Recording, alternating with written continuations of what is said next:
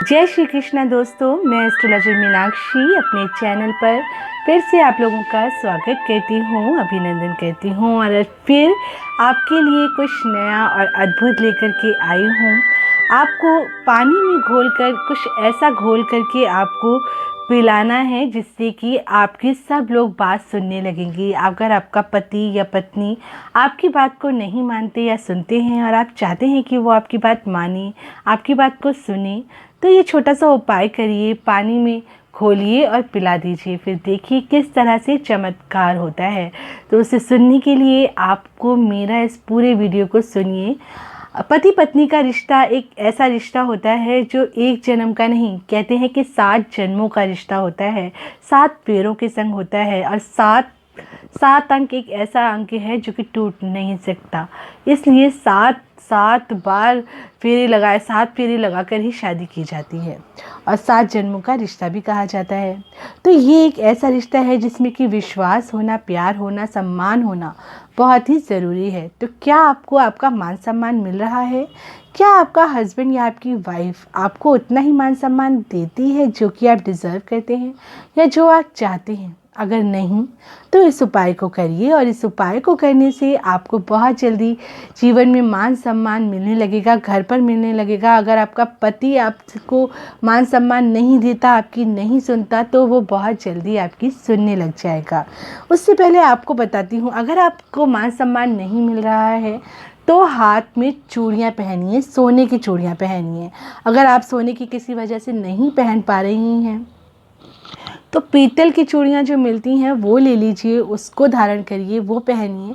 ऐसा करने से भी आपको मान सम्मान की कमी नहीं होगी और धीरे धीरे करके मान सम्मान बढ़ने लगेगा। और लड़के इस उपाय को करना चाहते हैं तो वो भी अपने हाथ में एक सोने का कड़ा पहन सकते हैं या फिर पीतल का। सोना अफोर्ड नहीं कर सकते, नहीं पहन सकते या किसी भी रीज़न की वजह से नहीं पहन पा रहे हैं तो पीतल का कड़े को ज़रूर धारण करें। ऐसा करने से आपका गुरु एक्टिवेट होगा और जब गुरु एक्टिवेट होगा तो आपको मान सम्मान जरूर मिलेगा। इस उपाय को जरूर करिए। चांदी के गिलास में पानी पीजिए या सोने के गिलास में पानी को जो है मंदिर में रख दीजिए। चांदी या सोने का गिलास ले लीजिए पहले तो और उसको मंदिर में ले जा कर के रख दीजिए और फिर उससे शिव जी का अभिषेक करिए। अगर चांदी है तो चांदी, सोना है तो सोना, उससे शिव जी का अभिषेक करिए। ऐसा करने से आपके जीवन में जो भी प्रॉब्लम्स हैं, जो भी फाइनेंशियल प्रॉब्लम्स हैं या जिस भी तरीके की परेशानी आ रही है, आपका विवाह नहीं हो पा रहा है, विवाह होने के बाद बहुत सारी तकलीफ़ें आ रही हैं, तो इस उपाय को करने से शिव जी बहुत जल्दी आपकी परेशानियों को दूर कर देते हैं। और अगर आपको पैतृक संपत्ति चाहिए तो भी इस उपाय को करिए। आप सोने का एक छोटा सा कलश बनवा करके उससे शिव जी का अभिषेक करिए। ऐसा करने से या फिर पीतल का पात्र ले लीजिए, उससे भी आपको पैतृक संपत्ति प्राप्त होती है और ईश्वर से प्रार्थना करिए कि आपको आपकी पैतृक संपत्ति मिल जाए। अब मैं आपको बताती हूँ कि वो कौन सा अद्भुत उपाय है जिसको करने से आपका पति या आपकी पत्नी आपकी बात को मानने लग जाएगी और सुनने लग जाएगी। तो उस उपाय को आप चाहें तो नोट भी कर सकते हैं। रविवार की रात को आपको ये उपाय करना है। आपको एक कील लगानी है, एक कील लेनी है और उसको लेकर के आपको एक कलश के अंदर डाल देनी है।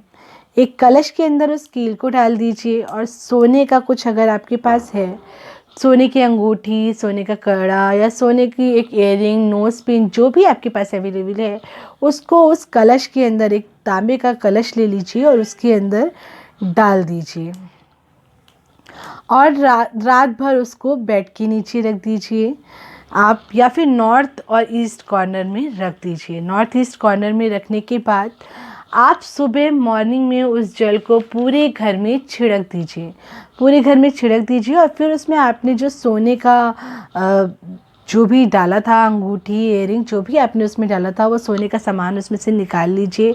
लोहे की कील भी उसमें से निकाल लीजिए और उसके बाद वो जल थोड़ा थोड़ा सबको दे दीजिए और बोलिए कि ग्रहण कर लें। पूरे घर में उसका छिड़क दीजिए, उसको छिड़काव कर दीजिए।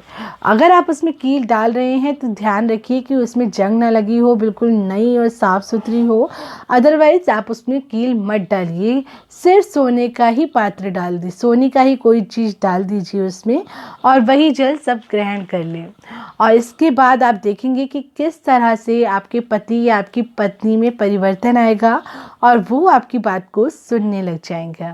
तो इस उपाय को करिए, बहुत ही आसान उपाय है और बहुत ही चमत्कारिक उपाय है।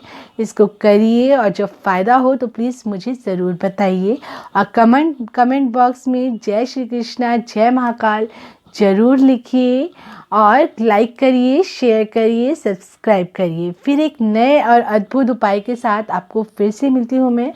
तब तक के लिए अपने और अपनों का ख्याल रखिए, स्वस्थ रहिए, व्यस्त रहिए और मस्त रहिए। जय श्री कृष्णा दोस्तों।